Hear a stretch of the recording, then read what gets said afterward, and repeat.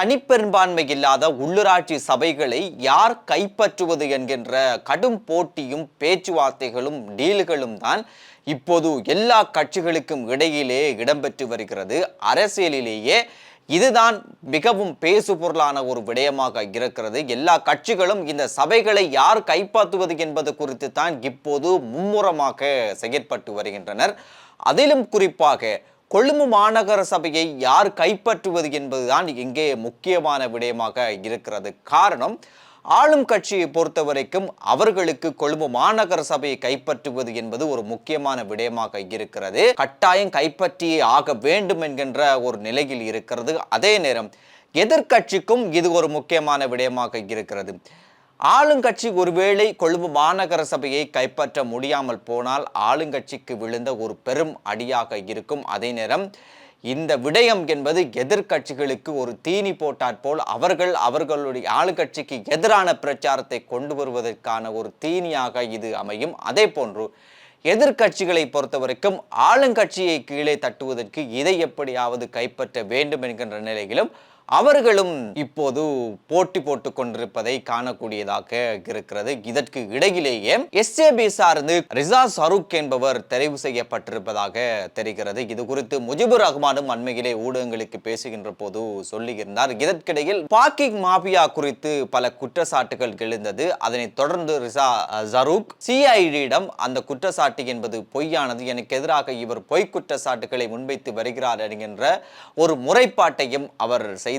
அதே நேரம் அவர் பேசுகின்ற போது ரகசிய வாக்கெடுப்பு என்பது நடக்கின்ற போது அந்த ரகசிய வாக்கெடுப்பிலேயே என்பிபியை சேர்ந்தவர்களும் எனக்கு வாக்களிப்பார்கள், அவர்கள் என்னை மேயராக்குவதற்கு என்பிபியில் இருப்பவர்களுமே விருப்பமாக இருக்கிறார்கள் என்ற ஒரு கருத்தையும் அவர் வெளியிட்டிருந்தார். இந்த பெரும்பான்மை இல்லாத இந்த உள்ளூராட்சி சபைகளை யார் கைப்பற்றுவது என்பதில் பிரதானமாக இரண்டு கட்சிகள் முந்தி அடித்துக் கொண்டு வேலை செய்து கொண்டிருக்கின்றன. அதில் ஒன்றுதான் எஸ்ஏபி, அதனைத் தொடர்ந்து என்பிபி. இதற்கு நடுவிலே மொட்டு கட்சி சொல்கின்ற போது அவர்கள் எப்படியோ என்பிபிக்கு ஆதரவு அளிக்க மாட்டோம் என்கின்ற ஒரு நிலைப்பாட்டிலே அவர்கள் இருந்து வருகிறார்கள். இது குறித்து அந்த கட்சியினுடைய செயலாளர் சாகர காரியவசமும் இதையே அவர் குறிப்பிட்டிருந்தார். ஆனால் அண்மையிலே மஹிந்த ராஜபக்ஷ நாமல் ராஜபக்ஷவை அழைத்து பல ஆலோசனைகளை அவரிடம் கூறியதாக தெரிகிறது. மஹிந்த ராஜபக்ச நாமலிடம் கூறிய விடயம் தானாம், உள்ளூராட்சி சபைகளிலே அதிகாரத்தை நிலைநாட்டுவதற்கு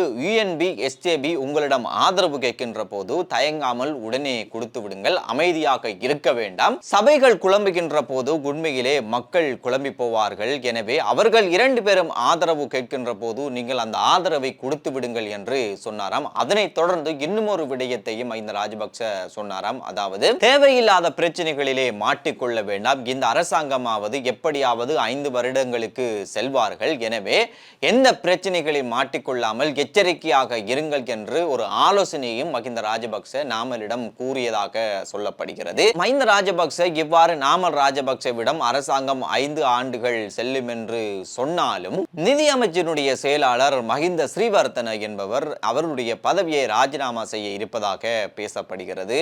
அவருக்கு வெளிநாட்டிலே ஒரு மிக உயரிய பதவி ஒன்று கிடைக்க இருப்பதன் காரணமாக அவருடைய பதவியை இந்த மாதத்திற்குள் ராஜினாமா செய்வார் என்றும் அரசியலிலே பேசப்பட்டு வருகிறது. அதே சமயம் இந்த நாட்களில் இன்னும் ஒரு விடயமும் அரசியலிலே பரபரப்பாக பேசப்பட்டிருக்கிறது. ஊழலிலே ஈடுபட்ட முன்னாள் அமைச்சர்கள் எம்பிக்கள் என்று பலரும் இப்போது சிறையிலே அடைக்கப்பட்டு வருவதை காணக்கூடியதாக இருக்கிறது. ஏற்கனவே மஹிந்தானந்த அழுத்கமைக்கே நளின் பெர்னாண்டோ அவர்களுக்கு சிறை தண்டனை கிடைத்து அவர்கள் சிறையிலே அடைக்கப்பட்டிருக்கிறார்கள். அதே போன்று கெஹேலிய ரம்புக்வெல் அவருடைய மகன் சிறைக்கு சென்றார்கள். அதன் பின் விளக்கமறிந்து இப்போது பிணையிலே விடுவிக்கப்பட்டிருக்கிறார்கள். எது எப்படியோ இவர்களுடைய வழக்கு என்பது தொடர்ந்து கொண்டே இருக்கும் என்று நலிந்த ஜேதிச கூட அண்மையிலே சொல்லி இருந்தார். அண்மையிலே விமல் வீரவன்ச கூட 40 பேருடைய பெயர் லிஸ்ட் இருக்கிறது, இவர்கள் விரைவிலே கைது செய்யப்படுவார்கள், இந்த அரசாங்கம் பழிவாங்குகிறது என்கின்ற விடயத்தையும் சொல்லி இருந்தார்.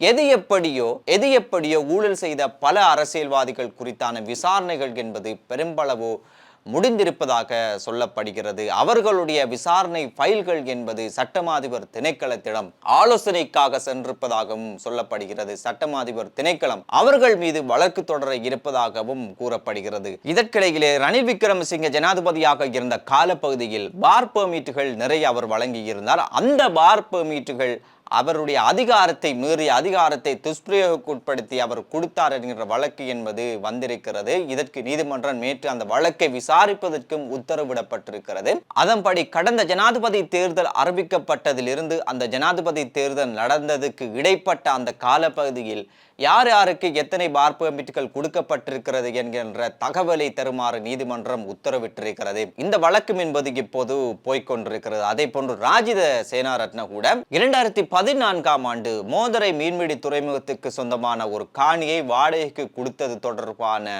ஒரு வழக்கம் என்பது ஆகஸ்ட் மாதம் 29ஆம் தேதி நீதிமன்றத்துக்கு எடுப்பதற்கு முடிவு செய்யப்பட்டிருக்கிறது. மோதரை மீன்பிடி துறைமுகத்தின் ஒரு காணியை தனியாருக்கு வாடகைக்கு விட்டு தொடர்பான கொடுக்கல் வாங்கலில் அரசாங்கத்துக்கு நஷ்டத்தை ஏற்படுத்தியமை தொடர்பாகத்தான் இந்த வழக்கு என்பது இருப்பதாக சொல்லப்படுகிறது.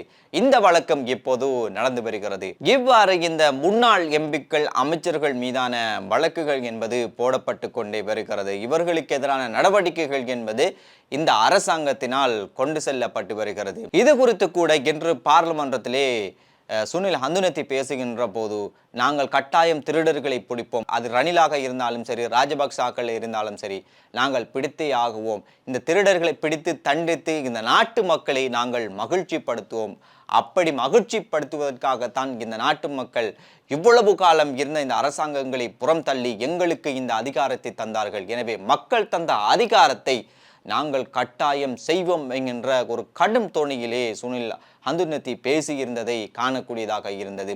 எனவே எதிர்வரக்கூடிய நாட்களிலேயே பல கைதுகள் பல தீர்ப்புகள் என்பது வரலாம் என்றும் அரசியல் விமர்சகர்கள் பேசிக்கொள்வதை காணக்கூடியதாக இருக்கிறது. எனவே இதுதான் இன்றைய அரசியலுக்கு பின்னால் நடந்த விடயங்களாக இருக்கிறது. மீண்டும் நாளை சந்திப்போம்.